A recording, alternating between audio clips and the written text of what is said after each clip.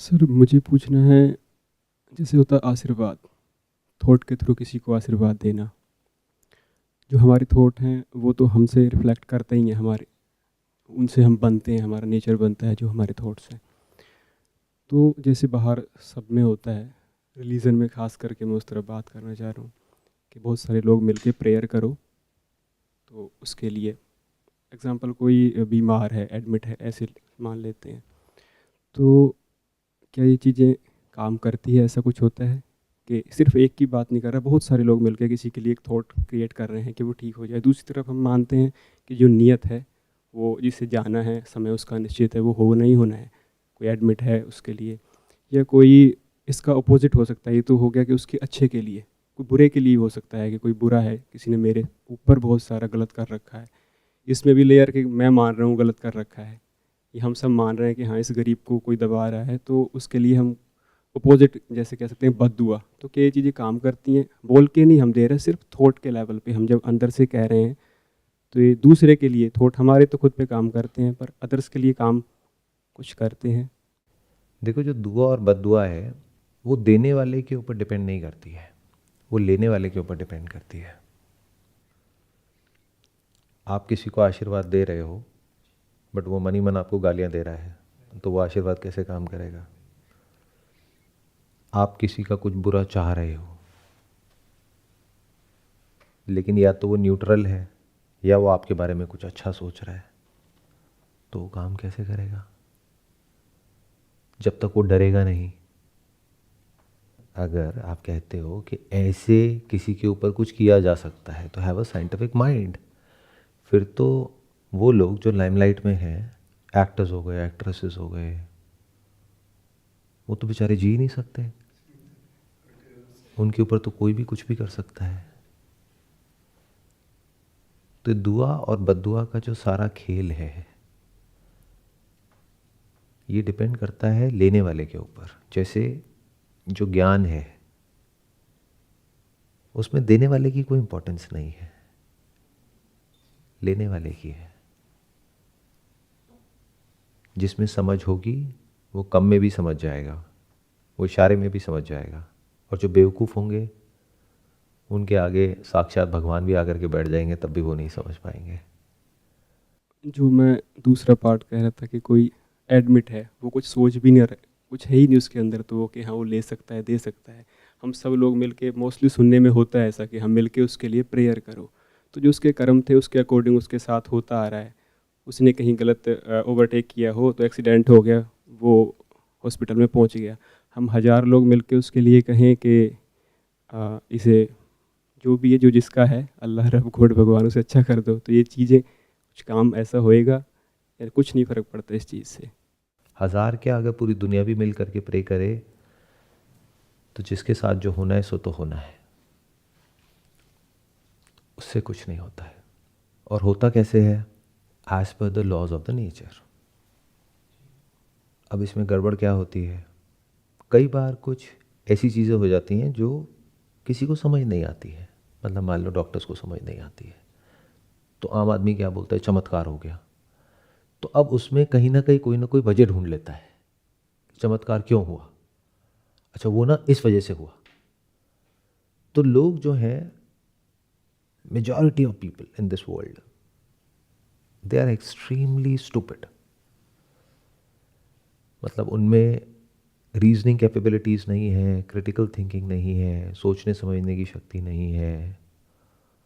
वो एनेक्डोट्स में और स्टैटिस्टिकल एविडेंस में फ़र्क नहीं देख सकते हैं। इसीलिए वो लोग जो आप लोगों के साथ में स्कैम करते हैं, आपको बेवकूफ़ बनाते हैं, वो सक्सेसफुल हो जाते हैं। क्यों? क्योंकि वो कभी भी स्टैटिस्टिकल बात नहीं करेंगे, वो एनेक्डोटल वे में बात करेंगे। मतलब अगर कोई पर्टिकुलर कोर्स बेच रहे हैं, मान लो एफएनओ का,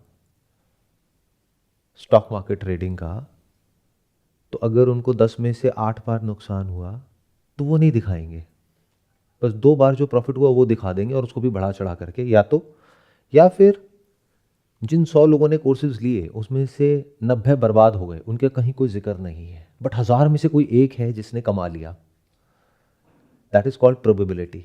बस उसको बढ़ा चढ़ा करके सबके सामने ला करके रख देंगे और आप कहोगे इसके साथ हो सकता है तो मेरे साथ भी हो सकता है। This is superstition. बिलीफ है आपका, आप कुछ भी मान सकते हो और हम सब मानने के लिए तैयार बैठे हैं। We are all very very vulnerable. कुछ भी मान लेते हैं, कभी क्वेश्चन नहीं करते हैं। स्पेशली अगर बहुत सारे लोग वो काम कर रहे हैं तो सब कर रहे हैं तो सही ही होगा ना, सब वहां जा रहे हैं तो सही ही होगा ना, इतने लोग कर रहे हैं तो बेवकूफ थोड़ी ना हो सकते हैं। याद रखना, अगर बहुत सारे लोग कुछ कर रहे हैं, आगे मुझे कुछ बोलने की जरूरत नहीं है। जंगल में भेड़ बकरियां ज्यादा होती हैं, शेर ज्यादा होते हैं, इसीलिए इसको भेड़ चाल कहते हैं। But you are all happy with this भेड़ चाल। तो जो सब मान रहे होते हैं आप भी मानने लग जाते हो बिना क्वेश्चन करे, जबकि हो सकता है उस वक्त कोई और सॉल्यूशन हो। फॉर एग्जाम्पल, आपने एग्जाम्पल दिया कोई पेशेंट है, वो बीमार है और हॉस्पिटल में है, तो क्या बेटर होगा, उसके लिए प्रे करना या फिर ये समझना कि हो सकता है एलोपैथी में उस प्रॉब्लम का सॉल्यूशन ना हो, आयुर्वेदा में हो। But you need to go again by statistics and not by anecdotal evidence. देखो यही गड़बड़ होती है, जब भी कोई भी कुछ भी कहेगा, आपकी प्रॉब्लम क्या है, आप एकदम से जंप करोगे।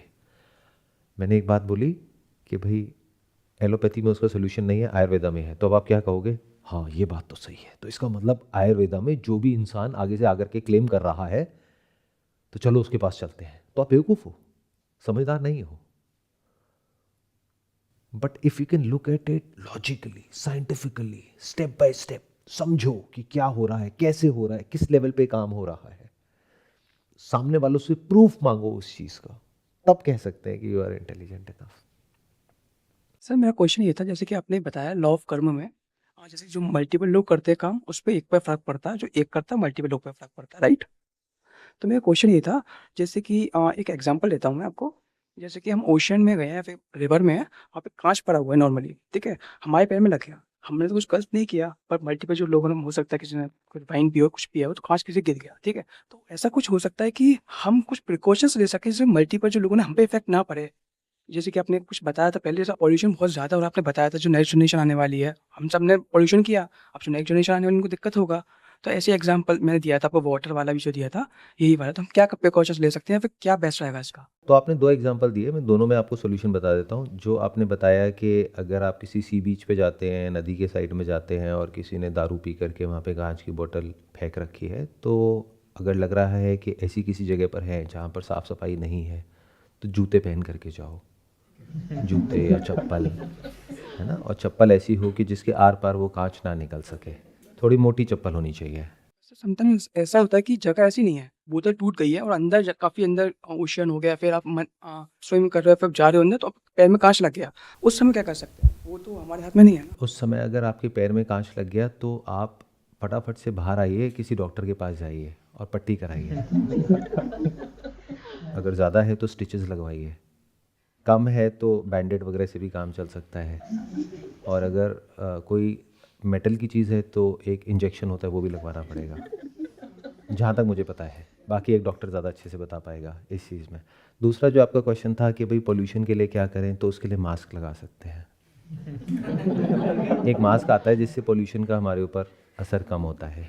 Sorry to interrupt you sir, मेरा एग्जांपल देने का सिर्फ मकसद ये था कि जो मेन कॉन्सेप्ट है उससे हम प्रिकॉशन कैसे ले सकते हैं। जैसे बहुत बड़ा एक्सीडेंट भी हो जाता है रोड पे भी, वो भी आप उसको एग्जांपल के वे में लीजिएगा, मुझको उसका प्रिकॉशंस ले सकें, क्या करें इसका बेस्ट वे क्या होगा, इससे हम अपने आप को प्रिवेंट कर सकें, बचा सकें उस सिचुएशन में ना फंसने से। नहीं, आप मेरे को सिचुएशन बताओगे तो मैं सोल्यूशन दूंगा। आपको हो सकता है बुरा लग रहा है सोल्यूशन सुनने में, क्योंकि आप कुछ और ही एक्सपेक्ट कर रहे थे। आप शायद एक्सपेक्ट कर रहे हो कि मैं कुछ बड़े बड़े जवाब दूंगा, बट लाइफ इतनी सिंपल ही है एक्चुअल में। सिंपल इसी तो एग्जांपल आप मेरे को और कोई एग्जांपल दोगे तो मैं उसका भी सोल्यूशन बता दूंगा। एक्सीडेंट ले लीजिए आप। हाँ, एक्सीडेंट हो गया, आप कहीं से आप जा रहे थे, एक्सीडेंट हो गया आपका। एक्सीडेंट हो गया तो अगर तो आप फ़ोन कर सकते हैं तो फटाफट से फ़ोन करिए किसी को जो आ करके आपको हॉस्पिटल पहुंचा सके, अगर ज़्यादा लग गई है तो। अगर नहीं लगी है तो अगर रोड के बीच में आप पड़े हुए हो तो फटाफट से साइड में आ जाओ, क्योंकि कोई कुचल के ना चला जाए। है ना। तो दैट डिपेंड्स कि कहाँ एक्सीडेंट हुआ, किससे हुआ, कैसा हुआ, मतलब है ना। और एक्सीडेंट के बाद कईयों को टेंशन ये नहीं होती कि मुझे लगी है, किसी को होती है कि गाड़ी को लग गई, तो उसके लिए गाड़ी का इंश्योरेंस कराइए ताकि गाड़ी वापस से रिपेयर हो सके। आप लोग हंस रहे हैं पता नहीं क्यों, बट मतलब लाइफ ऐसी ही है, इतनी सिंपल है। बट होता क्या है कि हम लाइफ को इतना कॉम्प्लिकेटेड बना देते हैं कि हमें इंटरेस्ट आने लग जाता है ऐसी ऐसी बातों में कि पता नहीं कितनी बड़ी बड़ी बातें हो जाएंगी तो कुछ हो जाएगा लाइफ में। जबकि लाइफ में अगर सिंपल तरीके से, स्ट्रेट फॉरवर्ड तरीके से चीज़ों को देखना आ गया तो आप किसी भी प्रॉब्लम का सोल्यूशन निकाल सकते हो बिना उसको कॉम्प्लिकेट किए।